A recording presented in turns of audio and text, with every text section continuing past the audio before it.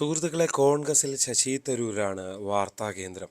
കഴിഞ്ഞ കുറേ ദിവസങ്ങളായി ശശി തരൂരുമായി ബന്ധപ്പെട്ട പലതരത്തിലുള്ള വാർത്തകൾ വരുന്നു.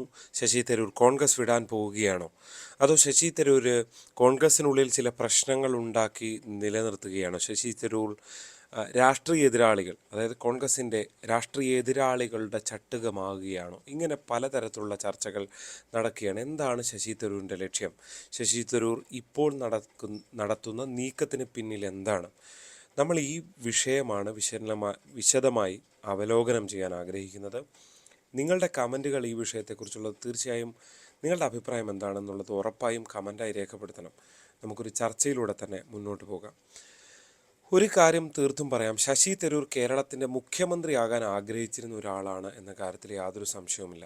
ഏതാണ്ട് 1.5 വർഷം മുൻപാണ് ഇത് സംബന്ധിച്ചുള്ള പല നീക്കങ്ങളും നടത്തിയത്.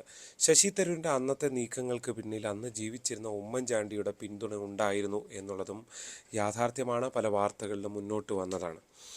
അന്ന് വിവിധ ബിഷപ്പ് ഹൗസുകൾ കേന്ദ്രീകരിച്ച് ശശി തരൂർ നൽകിയ സ്വീകരണ പരിപാടികൾ നിങ്ങൾ കേട്ടിട്ടുണ്ടാവും.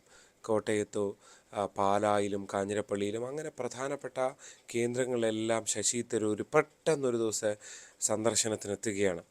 അങ്ങനെ മലബാർ മേഖലകളിലും അങ്ങനെ പലയിടത്തും എത്തുന്നു. ലീഗ് നേതൃത്വവുമായി കൂടിക്കാഴ്ച നടത്തുന്നു.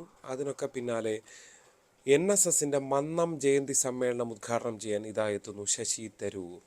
അതായത് ശശി തരൂർ ഡൽഹി നായരാണ് എന്ന് പറഞ്ഞ് ആക്ഷേപിച്ചിരുന്ന അതേ NSS പെട്ടെന്നൊരു ദിവസം ശശി തരൂരിനെ കൊണ്ട് മന്നം ജയന്തി സമ്മേളനം ഉദ്ഘാടനം ചെയ്യാൻ തീരുമാനിക്കുന്നു. എന്തൊക്കെ കൗതുകകരമായ നാടകീയമായ നീക്കങ്ങളാണ് നടന്നത്. അന്ന് തന്നെ വിലയിരുത്തലുകളുണ്ടായിരുന്നു. ശശി തരൂരിനെ മുൻനിർത്തി ഒരു രാഷ്ട്രീയം നടത്തുകയാണ് എങ്കിൽ അത് വിജയം കാണും. അവിടെ കോൺഗ്രസ്സിന് മുഖ്യമന്ത്രി സ്ഥാനം ലഭിക്കുകയും അധികാരത്തിലേക്ക് തിരിച്ചു വരാൻ കഴിയുകയും ചെയ്യും എന്ന് പല നേതാക്കളും പ്രാദേശികമായി തരൂരിനോട് അടുത്തു നിൽക്കുന്ന സാഹചര്യവും നമ്മൾ കണ്ടു കേരളത്തിൽ. പ്രത്യേകിച്ച് പല നേതാക്കളും, ഇപ്പോൾ ചാണ്ടി ഉമ്മനെയുള്ള പോലുള്ള നേതാക്കൾ പലപ്പോഴും തരൂരിനൊപ്പം നിൽക്കുന്ന കാഴ്ച കണ്ടു. മറ്റൊരു പ്രധാനപ്പെട്ട ഈ വിഷയമുണ്ടായപ്പോൾ പ്രധാനപ്പെട്ടൊരു പിന്തുണ വന്നത് KPCC അധ്യക്ഷൻ K സുധാകരൻ്റെ പിന്തുണയാണ് എന്നുള്ളതാണ്.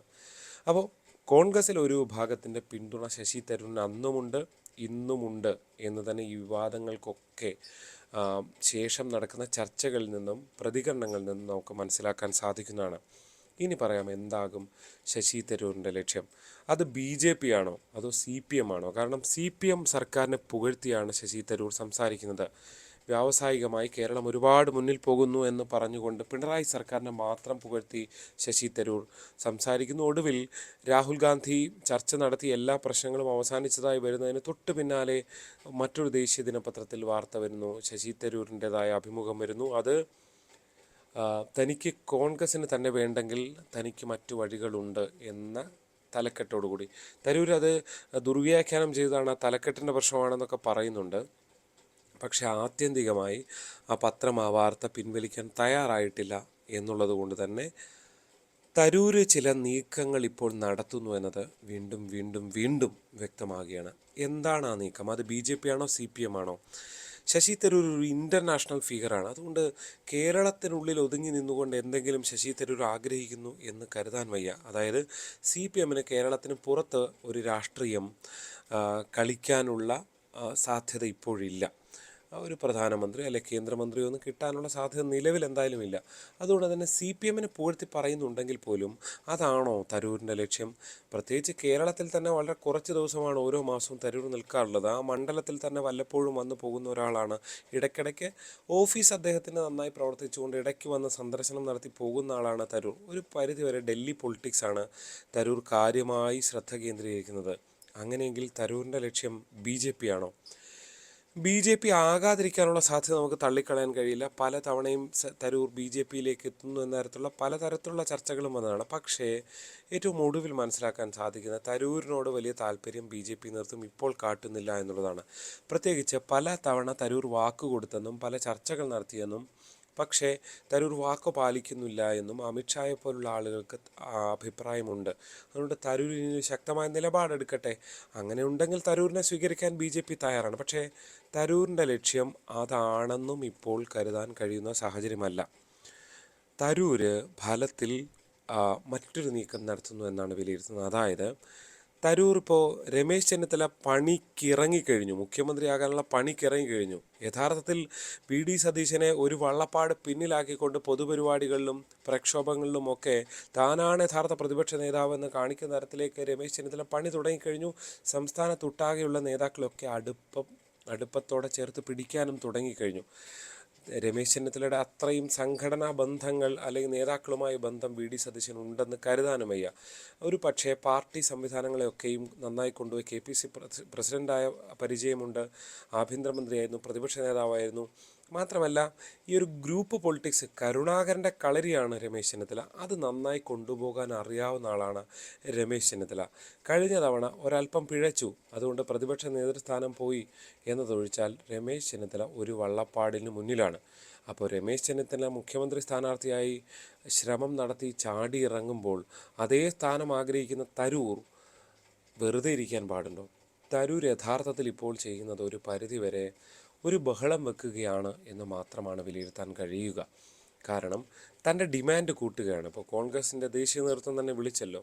അപ്പോൾ തരൂർ ഒരു അനക്കം കാണിക്കുകയാണ്. തരൂർ അപ്രസക്തനായി പോകുന്നിടത്ത് ഒരു അനക്കം കാണിച്ചുകൊണ്ട്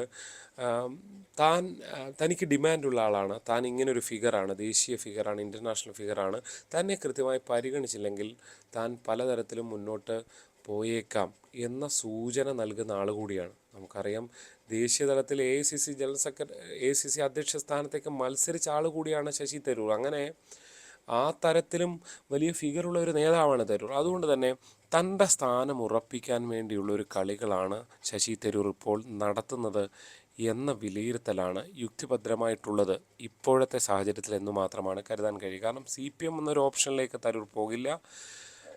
BJP പിന്നെയും പോകാനുള്ള സാധ്യതയുണ്ട്. കാരണം ഒരു കേന്ദ്രമന്ത്രിയൊക്കെ പ്രധാനപ്പെട്ട വകുപ്പ് കിട്ടിയില്ലെങ്കിൽ പോലും തരൂരിനൊരു കേന്ദ്രമന്ത്രിയെങ്കിലും ആകാം. നേരത്തെ കോൺഗ്രസ് ആകെ കൊടുത്തൊരു സഹമന്ത്രി സ്ഥാനമാണ്.